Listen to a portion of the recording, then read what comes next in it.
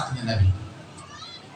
Jihadnya Nabi Muhammad adalah penampilan akhlak, penampilan rahmat, penampilan budi pekerti, penampilan jaminan keamanan yang dibawa oleh Nabi Muhammad dan dibawa oleh Islam. Akhlak beliau lagi duduk, tahu-tahu duduk bersama sahabat majelis, tahu-tahu ada seekor kucing datang naik ke hadapan Rasulullah. Di depan Nabi ada susu di gelas, udah tinggal sedikit. Kucing itu mau minum, cuma lidahnya nggak sampai ke bawah. Maka Nabi Muhammad yang lagi berdakwah, lagi mengajar, duduk dengan sahabatnya, beliau pun juga memberikan porsi dan perhatian yang cukup kepada kucing. Beliau sambil mengajar, itu gelas dimiringkan sedikit hingga kucing itu minum susu yang ada di dasar gelasnya Rasulullah. Wah, rasanya kalau susu bekasnya Rasulullah, kita juga mau jadi kucing tersebut, ngambil berkah dari Nabi Muhammad Sallallahu Alaihi Wasallam. Pandai kucing tersebut ngambil berkah dari gelasnya Nabi Muhammad Sallallahu Alaihi Wasallam. Dimiringkan, dia minum sampai selesai. Kemudian dari kejadian ini Nabi Muhammad, sahabat bertanya heran, apa enggak najis itu? Nabi mengatakan kucing ini innaha laysat binajisah, innaha minat tawafatin alaikum. Tidak najis, sebab kucing ini adalah hewan yang selalu ada di dalam rumah-rumah kalian, di sekitar kalian, maka tidak najis, kata Rasulullah Sallallahu Alaihi Wasallam. Ini akhlaknya Nabi. Di dalam salah satu jihad yang dilakukan oleh Nabi Muhammad, beliau saat Fathu Makkah, peperangan untuk membebaskan, memerdekakan kota Makkah. Waktu sampai ke kota Makkah bersama pasukan dalam peperangan, terjadi beberapa pertempuran kecil. Kemudian Nabi Muhammad masuk ke kota Makkah tersebut. Di pinggir jalan kota Makkah, baru masuk kota Makkah, di pinggir jalan ada seekor anjing betina baru saja melahirkan bayi-bayinya, dan bayi-bayinya sedang menyusu. Dan anjing betina itu nggak bisa bergerak. Melihat pasukan Nabi dan para sahabat, dia gusar, tapi nggak bisa bergerak. Anak-anaknya menyusu. Nabi melihat keadaan demikian, Nabi perintahkan satu sahabat turun dari kudamu, berjaga dengan anjing tersebut. Suruh ngapain? Bukan suruh musir anjingnya, enggak. Suruh usir sahabat jangan mendekat, hingga membuat anjing itu merasa gusar dan tidak nyaman. Jadi ditugaskan satu sahabat untuk menjaga, memberikan rasa aman buat seekor anjing dalam dia. Apalagi buat manusia, apalagi buat muslimin. Laqad kana lakum fi Rasulillahi uswatun peneladanan. Tanamkan rasa aman. Kalau Nabi datang dalam jihad, dalam perang, memperhatikan rasa aman seekor anjing, apalagi rasa aman seorang manusia, apalagi rasa aman seorang muslim. Sallallahu Alaihi Wasallam. Dan mukmin sejati. Tahu kenapa disebut mukmin? Sebab mukmin memberikan rasa aman kepada orang di sekelilingnya. Mukmin man aminahun nas ala amwalihim wa a'radihim. Mukmin yang asli, yang sejati, yang membuat manusia lain merasa aman terhadap harta mereka, terhadap kehormatan mereka, membuat orang lain merasa aman. Ini mukmin yang sejati. Rasulullah imam di dalam kesantunannya, dalam budi pekertinya, dalam akhlaknya. Di Madinah Munawwarah kan kita tahu kisahnya itu dalam sejarah, dalam sirahnya Nabi Muhammad. Nabi ada lewat di satu jalan, tiap kali lewat jalan tersebut ada satu orang Yahudi, dia mengeluarkan kata-kata kotor. Tiap kali melihat Rasulullah lewat depan rumahnya, dia keluarkan kata-kata kotor dan meludah. Bukan meludahi Nabi, meludah di hadapan Rasulullah. Dia meludah aja gitu. Begitu. Seolah-olah jijik dengan Nabi Muhammad, nggak suka dengan meludah. Dan Rasulullah Sallallahu Alaihi Wasallam nggak berkurang senyumnya, nggak berkurang budi pekertinya, nggak berkurang akhlaknya dalam menghadapi itu semuanya. Tiap hari bukan milih lewat jalan lain dan besok, enggak, tetap lewat di situ, tetap lewat di situ. Nggak pernah membalas dengan teguran, dengan komplain, tetap senyum aja. Sampai satu kali ketika lewat di jalan tersebut, Tahu-tahu nggak ada yang meludah, nggak dengar kata-kata kotor, nengok orangnya kosong, bangkunya kosong. Lo kemana orangnya? Nanya, mana tuan rumah? Di dalam rumah lagi sakit. Dengar begitu Nabi, boleh saya jenguk? Maka Nabi menjenguk, masuk ke rumahnya. Itu orang dikasih tahu ada yang mau menjenguk. Tatkala dia terima orang, nggak tahu yang menjenguk dia Nabi Muhammad. Yang dinantikan kali temennya yang memprovokasi dia untuk memusuhi Nabi. Nggak tahu yang menjenguk dia orang yang setiap hari diganggu. Yani Rasulullah SAW. Dia nangis. Ya Muhammad, teman-teman saya belum ada satupun yang menjenguk saya. Malah engkau orang yang nggak saya duga-duga, yang tiap hari saya ganggu, kamu yang menjenguk saya. Langsung dia masuk Islam di hadapan Rasul SAW, melihat akhlak dan budi pekerti Nabi besar Muhammad SAW. Saudara sekalian, kita tahu Islam masuk ke Indonesia ini, tahu dengan apa? Senjata terampuhnya apa? Akhlakul karimah, budi pekerti yang luhur. Orang kalau udah akhlaknya bagus, udah indah. Udah indah. Akhlak orang bodoh, akhlaknya bagus, indah. Apalagi ulama, akhlaknya bagus. Bahkan orang yang bukan ahli taat, akhlaknya bagus, udah bagus banget, udah indah. Apalagi kalau dia ahli ibadat, akhlaknya bagus. Subhanallah. Akhlak segalanya. Nabi bilang di dalam hadis, inna rajul la yablugh bi husni khuluqihi ma la yablughul qa'im fi qiyamih wala sha'im fi siyamih. Seseorang dengan budi pekertinya yang luhur mencapai di sisi Allah Ta'ala derajat yang gak bisa dicapai oleh derajat orang yang gemar tahajud tiap malam, yang gemar puasa tiap hari. Derajat mereka tinggi. Begitu. Tetapi seseorang yang akhlaknya bagus itu mencapai walaupun tahajudnya pas-pasan, puasanya pas-pasan, tetapi dengan akhlaknya yang bagus dia mencapai derajat yang tinggi, mengalahkan orang yang gak punya akhlak. Akhlak yang bagus. Nabi bilang di dalam hadis, khiyarukum ahasinukum akhlaqa. Orang-orang terbaik di antara kalian adalah yang paling bagus akhlaknya. Alhamdulillah. Saya senang. Hari ini saya ke Purwakarta, hadir tadi sholat Jumat di Masjid Rawdah yang dibina oleh Imam Al-Arif Billah Qutb Al-Habib Muhammad bin Idrus Al-Habsyi. Alhamdulillah. Dan sepanjang hari ini saya hadir tempat ini, Masya Allah, saya lihat di Purwakarta pertunjukan akhlaknya Rasulullah yang nampak dari apa yang dilakukan oleh orang tua kami Al-Habib Salim bin Idrus bin Alwi bin Syekh As-Saddaq. Alhamdulillah, ini yang harus kita hidupkan di tengah-tengah kita. Kalau dibilang ini tokoh habaib Purwakarta, salah. Ini tokoh habaib di Indonesia. Nah, ini tokoh habaib di Indonesia, tokoh habaib di dunia wahakata. Masya Allah, bihadal wasfi qad wusifu min qadimid dahri waz zamani. Alhamdulillah, nikmat dari Allah Subhanahu wa taala. Rasul sallallahu alaihi wasallam akhlaknya tahu. Akhlaknya Nabi lahul khuluqus sahih wal lafzul muhtawi 'ala al-ma'na al-jazm.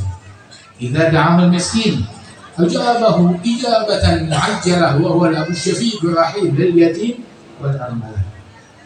Beliau memiliki akhlak yang ringan, yang santun, mudah.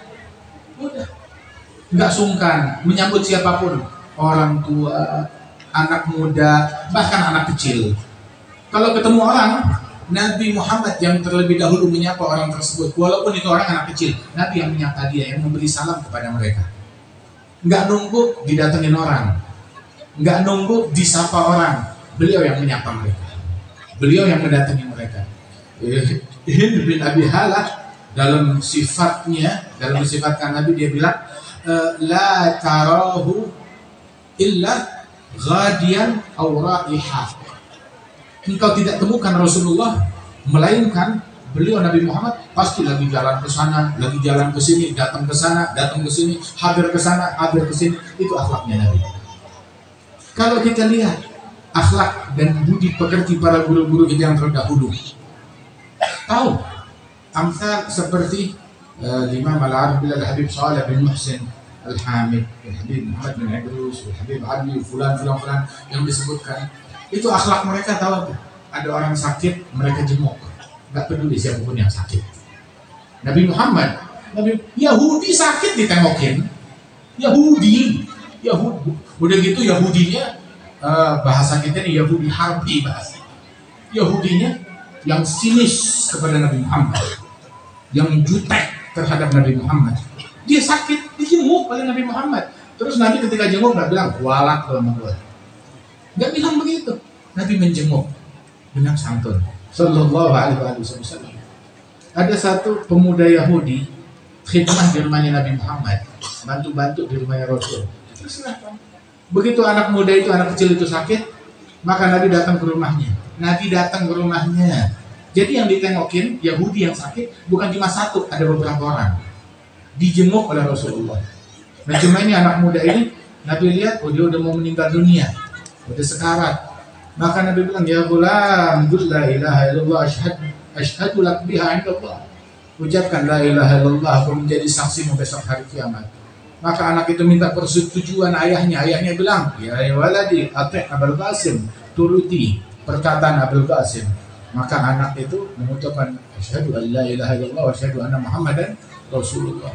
Nabi melihat kejadian itu bahagia, berkata alhamdulillah yang menyelamatkan dia dari api neraka dengan aku, kata Rasulullah sallallahu alaihi wasallam. Itu kerjaan mereka nih, para ulama terdahulu. Ada orang sakit ditengokin, ada orang kena musibah dibantu. Begitu. Kemudian juga ada jenazah dihadirin. Ada yang meninggal, mereka melawat, dan begitulah akhlaknya mereka. Ini akhlakul karimah yang merupakan, kata Rasul sallallahu alaihi wasallam, itu haknya muslim ala muslim. Hak seorang muslim yang wajib dilaksanakan oleh muslim lain. Kalau sakit dijenguk, kalau meninggal urusin jenazahnya dia, antar jenazahnya dia. Kalau dia memberi salam, jawab salamnya dia. Begitu. Apabila diundang, hampiri, terima, datang. Apa daripada jemputan dan undangannya dia. Ini ajarannya Rasul sallallahu alaihi wasallam. Sampai hal yang simpel. Kalau dia bersin, dia mengucap alhamdulillah, maka doakan, fasyamithu, bilang ya rahmatullah. Sampai hal yang sepele, hal yang simpel. Tujuannya apa? Mencairkan suasana, membangun hubungan, menunjukkan akhlaknya Nabi Muhammad sallallahu alaihi wasallam yang dipesankan untuk dijalankan oleh umat. Jangan bilang sunnah Nabi kecil, gak ada sunnah yang kecil. Sunnah Nabi semuanya agung. Sunnah Nabi semuanya hebat, nggak ada sunnah Nabi yang kecil. Kenapa? Sebab mahabbah, kecintaan dari Allah kepada hambanya agung. Nggak ada cinta Allah ya cuma cinta Allah doang kecil, nggak ada cinta Allah yang kecil. Cinta Allah agung. Begitu juga ampunan Allah agung, besar, nggak ada yang kecil. Dan tiap orang yang menjalankan sunnah Nabi meneladani satu peneladanan dari Rasulullah. Di situ terdapat cintanya Allah dan terdapat ampunannya Allah. Qul in kuntum tuhibbun Allah fattabi'uni yuhibbukum Allah yaghfir lakum dzunubakum. Subhanallah. Ini ayat di sini kita ditunjukkan oleh Allah keagungan Nabi Muhammad. Kita sering baca nih ayat, tetapi tahu gak apa yang terkandung di dalamnya? Lihat. Allah bilang, ya Muhammad, katakan kepada umat dalam Al-Quran, in kuntum tuhibbun Allah, kalau kalian cinta kepada Allah. Kalau cinta kepada Allah, apa? Sembah Allah, taati Allah, ikuti Allah. Kan harusnya begitu kan? Tapi enggak. Kalau kalian cinta kepada Allah, ikuti Nabi Muhammad. Kalau dengan akal kita, kalau cinta kepada Allah, ikuti Allah, nurut kepada Allah, taati Allah, sembah Allah. Tapi Allah Ta'ala enggak. Menyatakan kalau cinta kepada Allah, ikuti Nabi Muhammad. Semuanya udah satu paket di situ. Yang taat Nabi, taat kepada Allah. Yang nurut kepada Nabi, nurut kepada Allah. Mau ibadat kepada Allah, mau menyembah Allah dengan menurut dan mentaati Rasulullah sallallahu alaihi wasallam. Fattabi'uni. Oke. Ikuti Nabi Muhammad. Terus Nabi akan cinta kepada kalian. Nabi akan membalas jasa kalian. Tidak. Kalau kalian ikuti Nabi Muhammad, yuhibbukum Allah. Allah yang cinta kepada kalian. Jadi benefitnya semua untuk Nabi Muhammad, yang bayar Allah Ta'ala. Cinta kepada Allah, ikuti Nabi Muhammad. Terus yang balas, Allah yang balas, bukan Nabi Muhammad. Yuhibbukumullah, yaghfir lakum dzunubakum. Allah akan cinta kepada kalian dan mengampuni dosa-dosa kalian. Sunnah siwak, bukan sunnah yang sepele.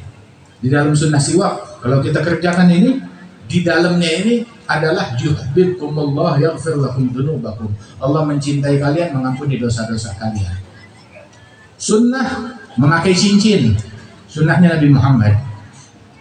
Tidak kecil, tetapi dalam sunnahnya ini yuhibbukumullah wa yaghfir lakum dzunubakum. Allah akan cinta kalian, mengampuni dosa kalian. Sunnah pakai sandal atau pakai sepatu, kaki kanan duluan, lepasnya kaki kanan belakangan. Bukan hal yang sepele. Kenapa? Sebab di situ yuhibbukumullah, Allah cinta kepada kalian. Di situ. Wa yaghfir lakum dzunubakum. Wa hakadha. Cari cintanya Allah di dalam setiap detail dari sunnahnya Nabi besar Muhammad sallallahu alaihi wasallam. Nabi Muhammad orang yang akhlaknya ringan, santun, ketemu siapa aja. Sallallahu alaihi wasallam, lahul khuluqus sahari wal lafzul muhtawi ala al ma'na al jazal. Terus Nabi kalau dia ngomong, omongannya tuh singkat, padat, mengandung banyak makna. Nabi bilang uti itu jawami' al-kalim. Aku diberikan oleh Allah Ta'ala jawami' al-kalim. Apa itu jawami' al-kalim? Kalimat yang ringkas tetapi mengandung banyak ilmu dan makna yang mendalam. Itu di dalam Sahih Al-Bukhari. Ada keluar kalimat dari Rasulullah satu kata. Tapi dalam satu kata tersebut mengandung banyak ilmu. Seperti hadis innamal a'malu binniyat. Itu udah syatrul din, syatrul ilm di dalam hadis tersebut. Kemudian bahkan dalam kalimat yang kelihatannya sepele, ucapan Nabi Muhammad sallallahu alaihi wasallam, ya Aba Umair, ma fa'alan nughair. Nabi bermain dengan anak kecil. Nabi panggil anak tersebut, ya Aba Umair, ma fa'alan nughair. Namanya Aba Umair. Bagaimana nasibnya nughair, burung kecil? Dulu dia dibelikan burung kecil oleh orang tuanya, nggak taunya dipiara oleh anak tersebut, belum sehari udah mati burungnya. Maka Nabi menggoda anak tersebut, menghibur anak tersebut dengan bercanda, bagaimana nasibnya burung tersebut. Itu ulama di dalam syarah hadis ini, itu lembaran kitab bisa jadi satu kitab, lembaran berlembar, puluhan lembar halaman untuk mentafsirkan kalimat ini dari Rasulullah SAW. Jadi satu bahasan ilmu, jadi sebuah skripsi, jadi sebuah kitab. Sallallahu alaihi wasallam. Dalam kalimat yang singkat mengandung banyak makna. Kemudian tahu perangainya Nabi? Idza da'ahul miskin ajabahu ijabatan muajjalah. Kalau dipanggil oleh si miskin, Nabi menjawab panggilan orang miskin tersebut dengan sigap, dengan gesit. Dijawab lebaik, dijawab dengan sigap oleh Rasulullah SAW. Yang manggil siapa? Orang miskin. Tapi kalau kita dipanggil oleh orang miskin, ini mau minjem duit nih, ini mau ngutang lagi, yang kemarin masih belum lunas, ini pasti ada masalah, ini pasti mau minta tolong. Nabi Muhammad apabila dipanggil oleh orang miskin, menjawab dengan jawaban yang gesit menjawabnya. Bukan belaga nggak dengar, bukan belaga nggak lihat. Dulu ada beberapa teman-teman kita udah meninggal dunia. Dia bilang, kita kalau datang ke rumah orang, giliran kita naik becak, semua bilang saya yang bayar. Semuanya gesit. Tapi giliran kita datangnya naik taksi, belaga nggak lihat. Oh, udah di sini. Kapan datang? Ada depan mata dia taksinya. Nabi SAW apabila dipanggil oleh orang miskin, menjawab dengan jawaban yang gesit, singkat. Disebutkan dalam sirah, ada satu orang namanya Adi bin Hatim Al-Ta'i, pemimpin kepala suku yang dulu mengalahkan Nabi Muhammad, sukunya. Akhirnya berhasil ditundukkan, sukunya semuanya beriman kepada Rasulullah, termasuk kakaknya Adi bin Hatim, perempuan, dia beriman kepada Nabi Muhammad SAW. Adapun Adi bin Hatim, kepala sukunya ini melarikan diri kabur. Ngelihat di mana-mana Islam udah menyebar, bilang, ya coba aja saya datang kepada Nabi Muhammad minta maaf, padahal dia termasuk orang apa namanya bahasanya itu DPO, dalam daftar pencarian orang, dicari untuk diadili. Adi bin Hatim. Maka dia datang kepada Rasulullah dengan susah payah, biar nggak kelihatan orang, biar nggak ketahuan orang. Sampai di suatu pagi dia tiba di masjidnya Nabi Muhammad. Begitu tiba di masjidnya Nabi Muhammad, dia ngasih salam. Nabi Muhammad bukan bilang tangkap orang ini, enggak. Ini orang yang kita cari, ini penjahatnya. Nabi nggak bilang begitu. Begitu datang orang tersebut, Nabi langsung berdiri, ahlan, disambut. Oh ini kafir, belum masuk Islam. Nabi berdiri disambut, ahlan. Kemudian dibawa, ayo ikut ke rumahnya. Diajak ke rumahnya Rasulullah. Adi bin Hatim bilang, waktu saya mau masuk rumahnya Nabi Muhammad, kita keluar dari masjid, ada satu wanita tua yang susah, yang miskin, menghadang Rasulullah, dia punya hajat. Maka Nabi berdiri lama mendengarkan wanita tersebut, mendengarkan hajatnya dan menunaikan hajatnya. Udah selesai, baru lanjut lagi. Dibilang nggak ada presiden, nggak ada pemimpin yang kayak begini, melayani sedemikian rupa. Kemudian masuk ke rumah. Begitu saya masuk ke rumah Rasulullah, di rumahnya Nabi nggak banyak perabotan, nggak ada karpet, nggak ada apapun. Cuma ada satu bantalan buat Nabi duduk, ya kayak karpet kecil buat duduk satu orang. Begitu kita masuk di ruangan tersebut, Nabi ambil bantalan tersebut, dudukan itu, diberikan ke saya, duduk di sini. Terus Nabi Muhammad langsung duduk di tanah.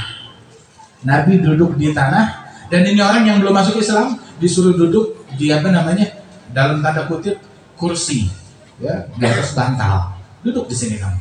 Nabi duduk di tanah. Subhanallah. Perlakuan Nabi terhadap siapa? DPO, orang yang terhadap buronan. Ini akhlaknya Nabi Muhammad. Nabi datang nggak untuk mencari-cari kesalahan orang, tetapi mengobati kesalahan, memperbaiki kesalahan. Nabi bukan buat mutusin orang, buat nyambung orang. Nabi bukan buat bikin orang menjadi jauh, tetapi buat bikin orang menjadi dekat.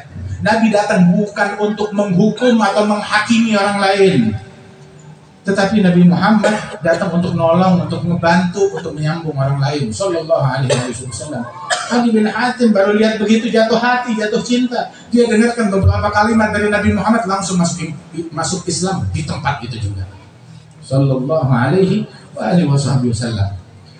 Syekh Al-Habib Umar bin Muhammad bin Salim Hafiz, beliau bilang mayoritas, kebanyakan sahabat Rasulullah yang pada masuk Islam, mayoritas mereka itu hampir semuanya masuk Islamnya itu sebelum iman masuk, cinta kepada Nabi Muhammad masuk duluan. Jatuh cinta dulu kepada Nabi, baru dia beriman. Sampai dikatakan al-mahabbah al-hub lazimul iman. Kecintaan itu selalu berjalan seiring dengan iman. Tanpa cinta kepada Nabi, nggak ada iman. Mukmin pasti cinta kepada Nabi Muhammad Sallallahu alaihi wasallam. Ada satu buronan juga, namanya Ka'ab bin Zuhair. Dia termasuk orang yang sinis, memprovokasi massa untuk memerangi Nabi Muhammad. Masuk dalam daftar buronan yang dicari oleh para sahabat atas kejahatan perang yang dia lakukan. Ka'ab bin Zuhair. Akhirnya dia pikir nggak ada jalan lain, udah sekarang dah. Udah, saya dengar Rasulullah maaf. Ayo deh saya mau minta maaf. Dia datang kepada Nabi Muhammad mutalathima, dengan bertopeng, ya, mutalathim, pakai masker. Jadi itu masker itu dari zaman Nabi dari masker. Ya, mutalathim, pakai masker. Begitu, penutup muka hingga nggak ketahuan wajahnya seperti apa. Kemudian dia bilang, ya Muhammad, kalau ada orang pernah melakukan kejahatan, dia mau masuk Islam, diampunin nggak kesalahan dia? Ya, diampunin, kata Rasulullah. Al-Islam yajubbu ma qablah. Islam itu menghapuskan segala kesalahan yang terjadi sebelumnya. Tapi ya Rasulullah, orang ini penjahat, sejahat apapun diampuni oleh Allah Ta'ala. Islam menggugurkan kesalahan sebelumnya, walaupun kejahatannya dahsyat seperti kejahatan Ka'ab bin Zuhair. Nabi bilang walaupun sejahat Ka'ab bin Zuhair, maka dia masuk Islam. Udah masuk Islam, dia buka topengnya, dia buka maskernya, dia bilang anak Ka'ab bin Zuhair, buronan. Dengar gitu sahabat heboh. Nabi bilang lah, ada ashabukum, ini sahabat kalian. Ada sahibukum, dia udah masuk Islam. Ada akhukum, saudara kalian, dia udah masuk Islam. Begitu. Ka'ab bin Zuhair tersebut di tempat itu langsung dia memuji Rasulullah dengan syairnya yang dikenal Banat Su'ad. Nabi mendengar syair dari Ka'ab bin Zuhair, pujian dari Ka'ab bin Zuhair kepada Nabi Muhammad. Dia langsung jatuh cinta kepada Nabi Muhammad. Begitu cinta, langsung keluar syair pujian untuk Rasulullah. Itu ketika syair diucapkan oleh Ka'ab bin Zuhair, nggak ada yang bilang bid'ah, syirik, begitu sesat, khurafat. Nggak ada yang bilang begitu. Semua sahabat senang mendengar pujian untuk Rasulullah. Sampai akhirnya Rasul mendengar itu, apa yang Nabi lakukan? Dilempar Ka'ab bin Zuhair. Wah, dilempar pakai apa? Dilempar pakai burdah, pakai sorbannya Nabi. Itu orang sana tuh kalau udah sayang kepada seseorang, begitu dia kasih sorbannya, bajunya dia kepada orang tersebut. Nabi lempar burdahnya dia, sorbannya dia kepada Ka'ab bin Zuhair. Diterima oleh Ka'ab bin Zuhair. Ammi Al-Habib Zain bin Ibrahim bin Sumaid. Al-Habib Zain bin Ibrahim bin Sumaid. Al-Habib Zain bin Ibrahim bin Sumaid, beliau ini guru kami, datang ke Indonesia beberapa kali, ulama besar, sepuh, usianya hampir 90 tahun, ulama besar, dan beliau ini kelahiran Jawa Barat. Jadi ulama besar di Hadramaut, kemudian mengajar di Yaman, di Rubat Bayda, di Rubat Al-Hadar, kemudian beliau di Madinah Al-Munawwarah, Masya Allah, murid-muridnya ulama, dan beliau sampai sekarang di Madinah Al-Munawwarah dalam keadaan sehat walafiat, mudah-mudahan diberikan kesehatan, panjang umur, insya Allah. Hadal Habib Zain kelahiran Jawa Barat. Jadi Jawa Barat ini para ulama banyak lahir dari sini, dari Jawa Barat. Di antaranya ini yang masih hidup, Al-Habib Zain bin Ibrahim bin Sumaid, ulama besar, mufti, allamah. Terus juga dari Jawa Barat lagi ada salah seorang guru kami, Mufti Tarim. Mufti Tarim yang kami sempat jumpa dengan beliau, Syekh Fadl bin Abdurrahman Ba Fadl. Syekh Fadl bin Abdurrahman Ba Fadl. Beliau pun juga dari Jawa Barat, kelahiran Jawa Barat, dari Bogor. Beliau datang ke Tarim menjadi ulama besar, bukan cuma jadi ulama, jadi mufti di sana. Syekh Fadl bin Abdurrahman Ba Fadl, rahimahullah rahmatullahi wabarakatuh. Nah, ini guru kami Al-Habib Zain bin Ibrahim bin Sumaid. Itu beliau bilang tentang ketika menceritakan tentang Ka'ab bin Zuhair ini, sebenarnya kan kita ini dalam ahli sunnah kita sering baca burdah kan, Maulaya shalli wa sallim daiman abada ala habibika khairil khalqi kullihim. Nah itu kita sering baca burdah. Sebenarnya yang paling pas disebut burdah bukan burdahnya Busiri. Yang paling pas disebut burdah adanya adalah gosidahnya Ka'ab bin Zuhair Banat Su'ad, itu lebih pantas disebut burdah. Kenapa? Sebab begitu dia baca itu, Nabi memberikan burdahnya, sorbannya kepada Ka'ab bin Zuhair. Adapun burdahnya Busiri lebih pas, lebih tepat disebutnya bukan burdah, tapi bur'ah. Apa itu bur'ah? Kesembuhan. Itu Busiri dulu dia penyair, cuma syairnya itu buat memuji orang-orang duniawi. Sampai akhirnya sakit, kena stroke. Kemudian dia tawasul kepada Nabi Muhammad.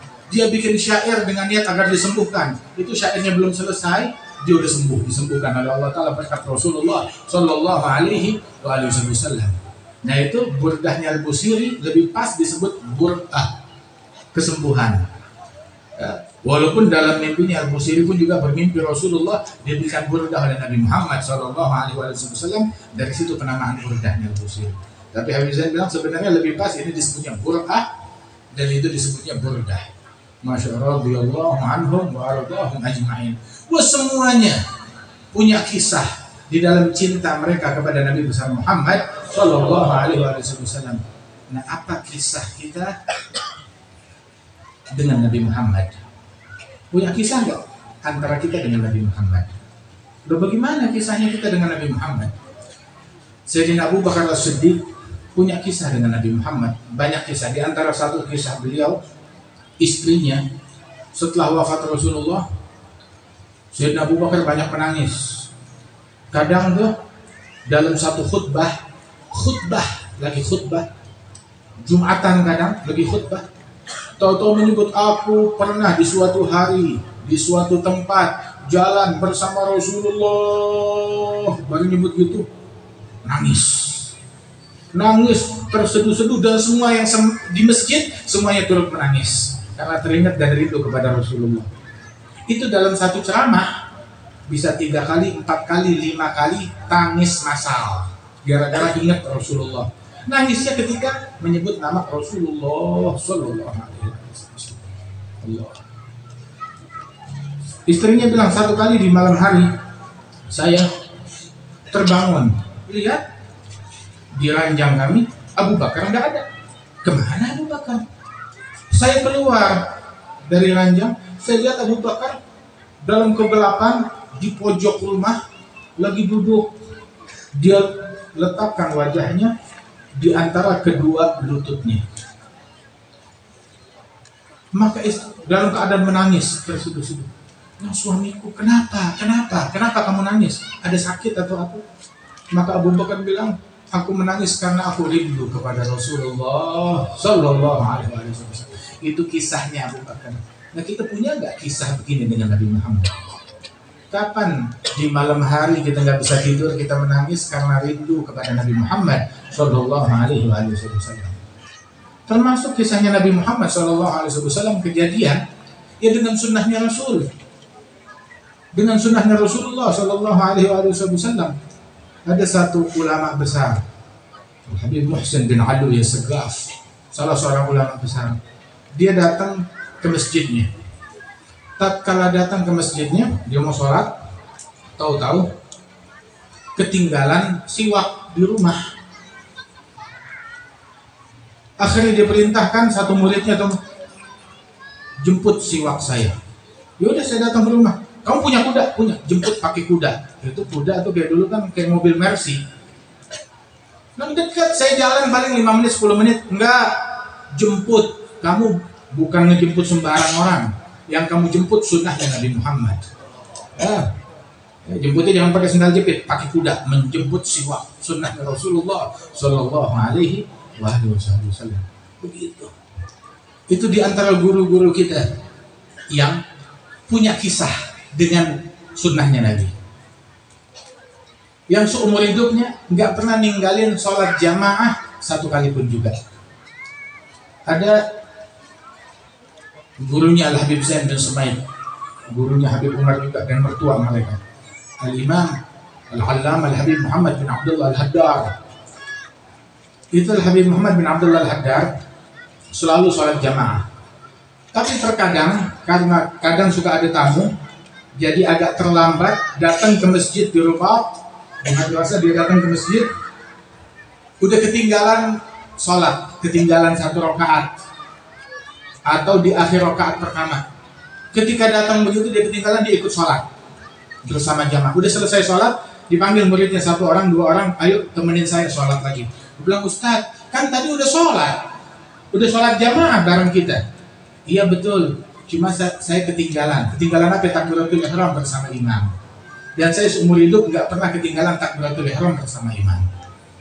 Nggak pernah, jangankan ketinggalan sholat jamaah, ketinggalan rakaat pertama aja takbiratul ihram bersama imam nggak pernah luput, nggak pernah ketinggalan. Itu disebutkan likulli syai'in safwah wa safwatus shalah at-takbiratul ula ma'al imam. Segala sesuatu itu ada intisarinya. Intisari sholat takbiratul ula ma'al imam, takbiratul ihram bersama imam. Jadi Rasulullah bilang, "Fal-fadlu fi takbiratil ihrami bil ishtighali 'aqibal imami keutamaan sholat dalam takbiratul ihram. Begitu imam takbir, langsung ikut takbir di belakangnya. Begitu. Ulama tuh kayak begitu.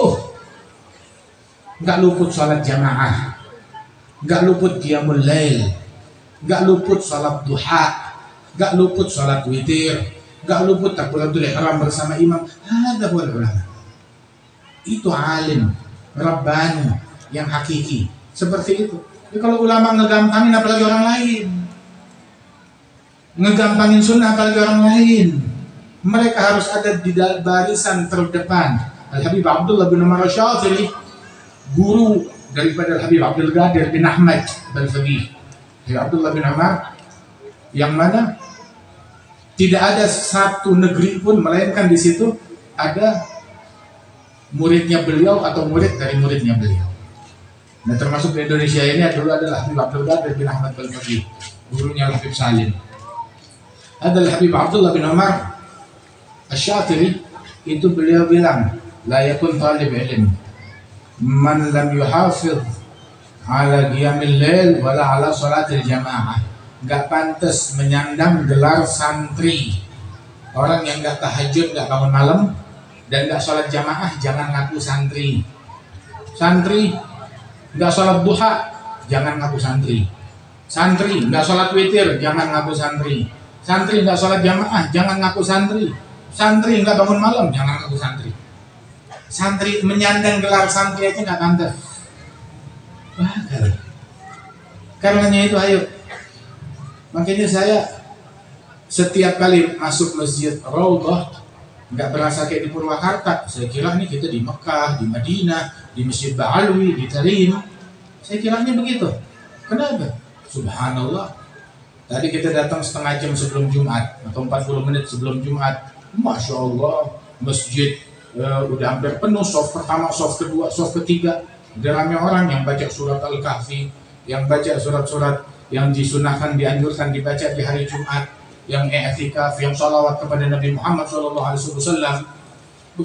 Begitu dikumandangkan azan, semuanya sholat sunnah. Nggak ada yang nggak sholat sunnah. Pertama kita datang ke Masjid Raudhah ini 20 tahun yang lalu atau lebih, tahun 2000 atau tahun 99 datang ke situ. Pertama di situ hadir majelisnya Habib Salim di sana. Dulu ikut sholat maghrib di sana, ikut sholat isya di sana. Dan hal yang paling berkesan di 20 tahun yang lalu masih melekat di hati kita. Begitu sholat isya, semuanya pada sholat sunnah. Semuanya sholat sunnah ba'diyah, semuanya. Subhanallah. Semuanya harus akan sunnah. Ini berkat tarbiyah guru, berkat didikan guru, berkat contoh yang diajarkan guru. Alhamdulillah, hal yang semacam ini kita mau hidup di masjid-masjid kita. Jaga kesakralan masjid, jaga kesakralan maulid, jaga kesakralan haul, jaga kesakralan tempat-tempat ilmu. Jangan dinodai dengan hal-hal yang tidak baik. Muliakan, agungkan, hidupkan, makmurkan dengan sunnahnya Nabi Muhammad Sallallahu Alaihi Wasallam. Alhamdulillah. Sampai kita tuh masuk masjid tadi sini di Purwakarta. Ingat ada kitab dulu namanya kitab Al-Maghrabi. Ada satu orang tuh Al-Maghrabi, dia bikin rihlah Al-Maghrabi ke kota Tarim. Beliau ini temukan beberapa lembar dari catatan ayahnya, rihlah perjalanan ke kota Tarim. Ayahnya selalu cerita di Tarim, negerinya wali-wali, negerinya ulama. Sampai akhirnya tertanam, saya mau ke Tarim, saya mau ke Hadramaut, saya mau ke Tarim. Akhirnya berjalanlah datang ke kota Tarim, dan itu beliau datang lebih kurang sekitar 650 tahun yang lalu. Di masanya ba'da wafat Al-Imam Al-Aidrus. Beliau ketika datang ke kota Tarim Al-Maghrabi ini. Dalam rihlah beliau itu dicatat. Beliau datang ke Masjid Bani Ahmad. Masjid Bani Ahmad itu Masjid Ba'alwi. Masjid Ba'alwi yang udah berdiri 1000 tahun lebih kurang. Dia datang ke situ. Dia sholat maghrib di situ, duduk sampai isya di situ. Dan dia duduk, dia menikmati. Begitu habis sholat isya, dia duduk dia tidak sholat sunnah, nggak sholat sunnah. Terus ngapain? Dia duduk di pinggiran di bagian belakang masjid di pojokan. Beliau ngeliatin orang-orang yang pada sholat sunnah. Orang yang pada sholat sunnah. Dia liatin wajah-wajah yang indah. Masya Allah, nih orang nggak kelar-kelar yang sholat sunnah. Sampai akhirnya satu orang yang berjalan dari ahli tarim datang kepada dia. Kamu diundang oleh majikan saya, oleh guru saya, makan malam di sana. Yang saya malam ini nggak mau makan malam. Makan malam saya adalah melihat wajah-wajah orang yang memakmurkan masjid mereka ini. Maka dia bilang, kalau wajah-wajah ini yang membuat kamu terlena hingga kamu nggak perlu makan, saya mau ngajak kamu makan malam di rumah guru saya ini. Kamu bakal temukan wajah-wajah yang lebih bercahaya lebih dari mereka. Nanti habis makan balik lagi ke sini, silakan. Sudah baik, dia ngikut jumpa dengan para ulama, dengan para masyayikh di kota Tarim. Udah selesai, disuruh tidur, bilang, saya makan sudah, tapi malam ini saya belum mau tidur, saya masih mau balik lagi ke masjid. Datang ke masjid Ba'li, dia duduk di situ. Dia duduk, mulai dari habis isya, dia liatin orang yang masuk masjid nggak putus. Ini selesai sholat, datang orang lain. Begitu terus bolak-balik bergantian sampai subuh. Sampai dia bilang, itu pertama kali saya sholat subuh dengan wudu isya. Itu kali pertamanya saya sholat subuh dengan wudu isya.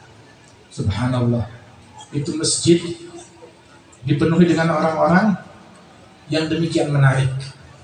Wajah yang mencerminkan ilmu, mencerminkan akhlak, mencerminkan khusyuk kepada Allah Ta'ala. Mudah-mudahan wajah yang semacam ini diperbanyak oleh Allah Ta'ala di masjid-masjid kita. Imam Al-Haddad bilang, fawa asafi in muttu min qabli an ara wujuhan 'alaiha nur ilmin wa hikmati.